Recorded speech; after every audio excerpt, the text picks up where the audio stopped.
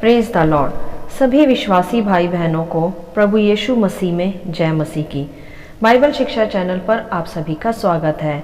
हमारे इस चैनल को देखने के लिए आप चैनल को सब्सक्राइब करें और बेल आइकन के ऑल बटन को ज़रूर दबाएं। तभी आपको हमारी आने वाली हर वीडियो का नोटिफिकेशन मिलता रहेगा।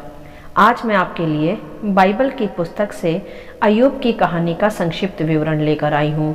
ये स्टोरी ऑफ जॉब आपको अय्यूब की पुस्तक में विस्तार से देखने को मिल जाएगी।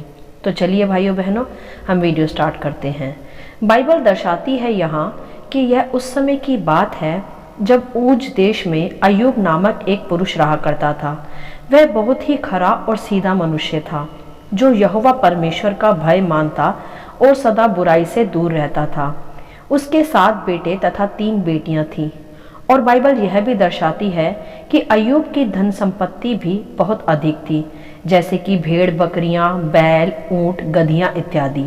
अर्थात उसके पास इतनी संपत्ति थी कि पूर्वी देश के लोगों में वह सबसे बड़ा धनी पुरुष था। अर्थात यहोवा का वह एक आशीषित जन था। और बाइबल यह भी स्पष्ट करती है कि अय्यूब नित्य अपने बच्चों को जब भोज के दिन पूरे हो जाते तो उनके साथ वह यहोवा को होम बलि चढ़ाया करता था। क्योंकि मेरे प्रियो, अय्यूब खुद भी धर्मी था और सच्चा पुरुष था और वह अपने बच्चों को भी उत्तम शिक्षा दिया करता था और यहोवा का आदर करना व भय मानना उन्हें सिखाया करता था। इस प्रकार अय्यूब एक धर्मी, खरा व सिद्ध मनुष्य था। तब आगे हम देखते हैं कि बाइबल स्पष्ट करती है कि एक दिन यहोवा परमेश्वर के सामने शैतान उपस्थित हुआ और परमेश्वर ने फिर शैतान से पूछा कि तू कहाँ से आता है। शैतान ने यहोवा को उत्तर दिया कि मैं पृथ्वी पर इधर उधर घूमते फिरते और डोलते डालते आता हूँ। अर्थात ध्यान दे यहाँ भाइयों बहनों कि शैतान परमेश्वर के सम्मुख उपस्थित होता है तथा वह पृथ्वी भर में भटकता भी रहता है और अंधकार के स्थानों को खोजता है कि उनमें वास करे। अब यहाँ हम देख भी पा रहे हैं कि वह धरती पर भटक रहा है। तब वहाँ परमेश्वर ने शैतान से पूछा कि क्या तूने मेरे दास अय्यूब को देखा है कि उसके समान मेरा भय मानने वाला और बुराई से दूर रहने वाला मनुष्य कोई नहीं। तब शैतान ने उत्तर दिया कि अय्यूब परमेश्वर का भय बिना लाभ के नहीं मानता। क्या तूने उसके व उसके घर परिवार के चारों ओर बाड़ा नहीं बांध रखा? तूने तो उसकी सारी धन संपत्ति पर आशीष दी हुई है, इसीलिए वह तेरा भय मानता है। और शैतान ने यहोवा से यह भी कहा कि अब जरा तू अपना हाथ बढ़ाकर जो कुछ उसका है उसे छू, तब देख वह तेरे मुंह पर तेरी निंदा करेगा। या इस प्रकार शैतान ने यहोवा परमेश्वर से कहा। यहाँ हम रुककर पहले देख सकते हैं मेरे प्रियो कि एक धर्मी व सच्चे मनुष्य के चारों ओर परमेश्वर की सुरक्षा का बाड़ा बंधा रहता है। शैतान उसे छू भी नहीं सकता यदि परमेश्वर की इच्छा ना हो तो। इसीलिए मेरे प्रियो, हमें भी अय्यूब की तरह खराई से चलने व धार्मिकता में जीवन बिताने की आवश्यकता है ताकि हम भी परमेश्वर की सुरक्षा के बाड़े में नित्य रह सके। हालेलुया। तब इस पर आगे हम देखते हैं कि परमेश्वर ने शैतान से फिर कहा कि सुन, जो कुछ उसका है वह सब मैं तेरे हाथ में करता हूँ, केवल उसके शरीर व प्राण को ना छूना। यहाँ भी हम देख सकते हैं भाइयों बहनों कि यहोवा की इजाज़त से ही शैतान अय्यूब को छू पाया, अन्यथा परमेश्वर के सुरक्षा के बारे में जब तक अय्यूब रहा शैतान उसे छू भी नहीं पाया। तब एक दिन अय्यूब के बेटे बेटियां घर में खाना खा रहे थे, भोज ले रहे थे। तब अचानक प्रचंड वायु आई और सब गिर पड़े और मर गए और इसी प्रकार उसकी धन संपत्ति, उसके सेवक सभी के सभी नाश हो गए। यह अय्यूब के एक दास ने तब अय्यूब को बताया कि तेरा सब कुछ और कुछ को शबा के लोगों ने तलवार से मार डाला, कुछ भेड़ बकरियां परमेश्वर की आग आकाश से गिरी और वे जल कर समाप्त हो गए और तेरे बच्चे विनाश हो गए। इस प्रकार अय्यूब के दास ने अय्यूब को बताया कि अचानक तेरा सब कुछ नष्ट हो गया है और केवल मैं ही बचा हूँ कि तुझे यह संदेश दे सकूं। तब अय्यूब सिर मुंडाकर भूमि पर गिरा और दंडवत करके और कहने लगा कि मैं अपनी माँ के पेट से नंगा निकला तथा नंगा ही लौट जाऊंगा। यहोवा ने दिया और यहोवा ने ही लिया, यहोवा का नाम धन्य है। हालेलुया। क्या अद्भुत यहाँ हम देख पा रहे हैं अय्यूब के जीवन में कि सब कुछ नाश व समाप्त होने पर भी वह यहोवा को दंडवत करता रहा, उसे धन्य कहता रहा। यही थी मेरे प्रियो उसकी धार्मिकता व सच्चाई, जो कि यह सिद्ध करती है कि वह संपत्ति के कारण परमेश्वर को धन्य नहीं कहता था, ना ही आशीषों के कारण यहोवा का भय मानता था। वह था ही खरा मनुष्य जो सब कुछ समाप्त होने पर भी यहोवा को धन्य कहता रहा। मेरे प्रियो, यहाँ हम सोचें और जरा स्मरण करें कि यदि आज परमेश्वर हमें भरपूर आशीषें देता है तो ही हम उसका धन्यवाद करते हैं, और यदि जरा सी विपत्ति आज हम पर आ पड़े तो हम परमेश्वर से शिकायतें करने लगते हैं। हमें भी अय्यूब से सीखना चाहिए खराई व धार्मिकता के विषय कि किस प्रकार सब कुछ नाश होने पर भी वह यहोवा को धन्य कहता रहा। तब आगे हम देखते हैं कि फिर से शैतान यहोवा के सामने उपस्थित होता है तथा फिर से यहोवा उससे पूछते हैं कि क्या तूने अब मेरे दास अय्यूब को देखा कि वह कैसा मेरा भय मानने वाला पुरुष है, यद्यपि तूने मुझे उसका सब कुछ नाश करने को उभारा। फिर शैतान ने परमेश्वर से कहा कि मनुष्य अपने प्राण व खाल के बदले कुछ भी दे देता है। तू एक बार अपना हाथ बढ़ाकर उसकी हड्डियां व मांस को छू, तब वह अवश्य तेरी निंदा तेरे मुंह पर करेगा। तब यहोवा ने फिर शैतान से कहा कि सुन, अय्यूब तेरे हाथ में है, बस तू उसके प्राण को ना छूना। हालेलुया। यहाँ हम एक बार फिर देख सकते हैं मेरे प्रियो कि मनुष्य के प्राण को छूने का शैतान को कोई अधिकार नहीं, वह केवल परमेश्वर के ही हाथ में है। परमेश्वर की इजाजत के बिना शैतान मनुष्य का प्राण नहीं ले सकता। तब आगे हम देखते हैं कि फिर अय्यूब को सिर से लेकर पांव तक बड़े बड़े फोड़े निकल आए। तब अय्यूब को बहुत शारीरिक पीड़ा हुई। वह एक ठीकरा लेकर राख पर बैठ गया। तब वहां फिर अय्यूब की पत्नी आई और अय्यूब को बोली, क्या तू अब भी अपनी खराई में बना रहेगा? अब तो मुंह खोलकर परमेश्वर की निंदा कर। यहाँ हम देख सकते हैं मेरे प्रियो कि किस प्रकार अय्यूब की पत्नी को भी शैतान ने उकसाया, इस्तेमाल किया अय्यूब को गिराने में, कि अय्यूब अब तो अपना मुंह खोलकर परमेश्वर यहोवा की निंदा करे। इस प्रकार होती रही अय्यूब की परीक्षाएं। परंतु यहाँ भी हम देख सकते हैं दूसरी बार भी अय्यूब ने अपनी पत्नी को उत्तर दिया और कहा कि तू एक मूढ़ स्त्री की सी बातें करती है। क्या हम जो परमेश्वर के हाथ से सुख लेते हैं दुख ना ले? हालेलुया। इन सब बातों में भी अय्यूब ने अपने मुंह से कोई पाप नहीं किया। यहाँ भी फिर एक बार अय्यूब खरा व सिद्ध निकला। यह था मेरे प्रियो अय्यूब का उत्तम चरित्र। यह थी उसकी परमेश्वर की ओर से होने वाली परीक्षाएं और उसका अब तक खरा निकलना। कभी कभी मेरे प्रियो परमेश्वर अलाउ करता है कि हम धर्मी जनों पर, विश्वासियों पर भी परीक्षा हो।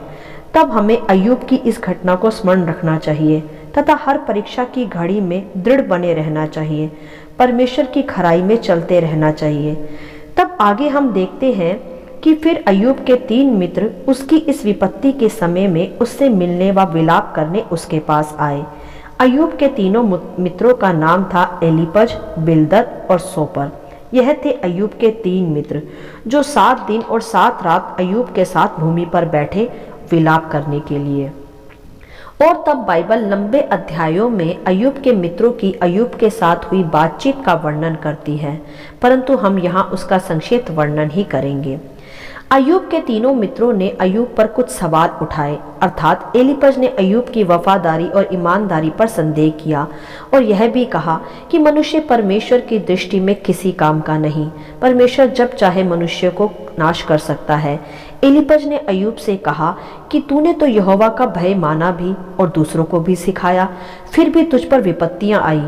तो एलीपज ने अय्यूब की ईमानदारी और संदेह पर, उसकी वफादारी पर संदेह करा और सोचा कि यह विपत्ति अय्यूब पर अय्यूब के ही कारण पड़ी है, उसके किसी पाप के कारण।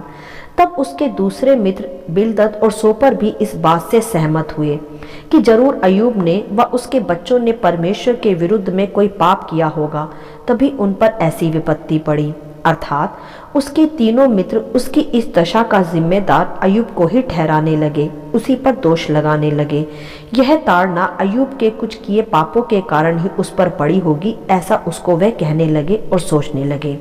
मेरे प्रियो, ऐसा ही होता है आज भी कि जब किसी धर्मी पुरुष पर कोई विपत्ति आती है तो हर मनुष्य यही सोचता है कि उन पर यह विपत्ति जरूर उनके किसी पाप के कारण ही आई होगी। वह अपनी बुद्धि से ही सोचता है कि परमेश्वर की इच्छा में वह नहीं समझता कि परमेश्वर की इच्छा में उस पर यह विपत्ति आई हो सकती है। जैसे वहां अय्यूब के मित्र भी कह रहे थे। इस पर अय्यूब थोड़ा क्रोधित हुआ और अपने मित्रों को कहने लगा कि भला होता कि तुम चुप ही रहते और कुछ न कहते। और अय्यूब ने फिर निर्णय लिया इन बातों के पश्चात कि वह परमेश्वर से वाद विवाद करेगा व पूछेगा उसकी इस दशा का कारण। क्योंकि मेरे प्रियो, जो मनुष्य जीवन भर खराई से चला हो वह जानता है कि उसने परमेश्वर के विरुद्ध कोई पाप नहीं किया, फिर भी उसकी ऐसी बुरी दशा क्यों हुई, तो वह मनुष्य अधिकार रख सकता है कि वह परमेश्वर से पूछे व वाद विवाद कर सके। जैसे अय्यूब ने भी सोचा। अय्यूब जानना चाहता था कि किस प्रकार कोई मनुष्य परमेश्वर की दृष्टि में खरा व सिद्ध ठहर सकता है, क्योंकि वह चाहता था कि वह अपनी खराई में बना रहे, क्योंकि वह खुद तो खराई से पहले से ही चल रहा था, परंतु फिर भी उस पर विपत्तियां आई, उस पर दोष भी लगाया गया उसके मित्रों के द्वारा। इसीलिए अय्यूब परमेश्वर से बात करना चाहता था और फिर अय्यूब परमेश्वर को पुकारने लगा। तब अंत में परमेश्वर ने अय्यूब से बातें की, उसको उत्तर दिया। उसके पुकारने पर यहोवा ने उसकी सुनी। तब परमेश्वर अय्यूब को स्मरण कराते हैं कि सृष्टि की रचना परमेश्वर ने ही की है, और अय्यूब से पूछते हैं कि जो काम परमेश्वर ने किया क्या वह काम मनुष्य कर सकता है? क्या मनुष्य परमेश्वर के न्याय पर संदेह कर वाद विवाद कर सकता है? क्योंकि जिस बुद्धि से परमेश्वर निर्णय लेता व सोचता है, उससे व मनुष्य की बुद्धि में एक बड़ा अंतर है। मनुष्य की सोच व परमेश्वर की सोच में जमीन आसमान का अंतर है। अर्थात मेरे प्रियो, परमेश्वर यहोवा अय्यूब पर सिद्ध करता है कि वह कुछ भी गलत या बेमतलब में बिना उद्देश्य नहीं करता। अर्थात मनुष्य का परमेश्वर से वाद विवाद करना व शिकायत करना व्यर्थ व बिन उद्देश्य है, क्योंकि यह तो सत्य है मेरे प्रियो कि परमेश्वर कुछ भी व्यर्थ में बिना उद्देश्य नहीं करता। वह सब कुछ एक पर्पस के तहत ही करता है। तो मनुष्य का परमेश्वर से शिकायत करना, वाद विवाद करना अनलॉजिकल ही है। जैसा फिर अय्यूब को भी समझ में आ गया, तथा वह जान गया कि उसके जीवन में जो कुछ भी हुआ वह परमेश्वर की रजा और सहमति में ही हुआ है। तथा फिर अय्यूब को खुद पर ऐसा कर घृणा आती है। तब वह राख पर बैठकर क्षमा मांगकर पश्चाताप करता है कि उसे परमेश्वर से शिकायतें व वाद विवाद नहीं करना चाहिए। यहाँ भी मेरे प्रियो, हम अय्यूब के एक उत्तम चरित्र को देख सकते हैं कि इतनी कठिनाई के बावजूद भी जरा सा अय्यूब के मन में शिकायत व निराशा आई और यहोवा की ओर से उसे उत्तर मिला। तब फिर अय्यूब ने क्षमा मांगी व सच्चा पश्चाताप किया उस संकट की घड़ी में भी। सच में मेरे प्रियो, अय्यूब जैसा आज क्या कल भी कोई धर्मी ना था और ना है आज है। तो विश्वासी जन जरा से संकट में गिरकर यहोवा को कोसने लगते हैं, यहाँ तक कुछ तो बैकस्लाइड ही हो जाते हैं। परंतु अय्यूब खरा था और खरा बना भी रहा। कोई भी परीक्षा उसे हरा व गिरा न सकी। तभी फिर आगे हम देखते हैं कि उसकी इसी खराई व सिद्धाई व सच्चाई और धार्मिकता के कारण यहोवा ने उसे प्रसन्न होकर पहले से भी अधिक आशीषें दी। जो कुछ उसका समाप्त हो गया था वह सब दुगना होकर उसे वापस मिला। उसकी धन संपत्ति व उसके बच्चे भी जो 7 थे वे 7 गुना हो गए, अर्थात 14 की संख्या में उसे दुगनी आशीषें मिली, क्योंकि अय्यूब अपनी सभी परीक्षाओं में खरा व दोष मुक्त निकला। हालेलुया। इसी कारण मेरे प्रियो, अय्यूब दुगनी आशीषों का फिर वारिस बना। और परमेश्वर फिर अय्यूब के मित्रों को आगे डांटते हैं तथा उनके तर्क वितर्क को गलत बताते हैं और कहते हैं कि अय्यूब ही तुम्हारे लिए क्षमा मांगेगा तब तुम्हें क्षमा मिलेगी। तो हमें मेरे प्रियो उसके मित्रों के तर्क पर ध्यान नहीं देना चाहिए। वह यहोवा की दृष्टि में अपराध गिना गया और उन्हें दंड भी मिला और उनका दंड क्षमा हो, इसके लिए परमेश्वर ने अय्यूब को ही उनके लिए प्रार्थना करने के लिए नियुक्त किया। और फिर अय्यूब ने ही अपने मित्रों के लिए प्रार्थना की, क्योंकि परमेश्वर अय्यूब के मित्रों पर भी यह प्रकट करना चाहता था कि अय्यूब उसका धर्मी व सिद्ध पुरुष है। उसकी प्रार्थनाओं को परमेश्वर सुनता है, जिससे अय्यूब अपने दोस्तों के सामने भी दोष मुक्त फिर से सिद्ध हो सके। अर्थात मेरे प्रियो, जहाँ जहाँ अय्यूब की हानि हुई वहाँ उसकी परीक्षा में खरा निकलने के कारण उसे दुगनी आशीषें मिली। जहाँ जहाँ उसका तिरस्कार हुआ, उस पर दोष लगाया गया, वहाँ वहाँ फिर से उसे दुगना आदर मिला। अर्थात यह है कि परमेश्वर ने उस पर दोष लगाने वालों के सामने, उसे सताने वालों के सामने ही उसके लिए आदर का मेज बिछा दिया। हालेलुया। तो मेरे प्रियो, अय्यूब की संपूर्ण कहानी से हम यह सीखते हैं कि मनुष्य पर परीक्षाएं यहोवा की ओर से भी आती हैं, और जो मनुष्य खरा व सिद्ध है उसे शैतान परमेश्वर की इजाज़त के बिना छू भी नहीं सकता। जैसे अय्यूब को भी शैतान ने तभी छुआ जब परमेश्वर ने उसे छूने दिया, क्योंकि परमेश्वर चाहता था कि अय्यूब की एक परीक्षा हो, और अय्यूब भी अपनी परीक्षा में खरा निकला व दुगनी आशीषों का वारिस बना। और उसके बाद अय्यूब 140 वर्ष तक पृथ्वी पर जिया।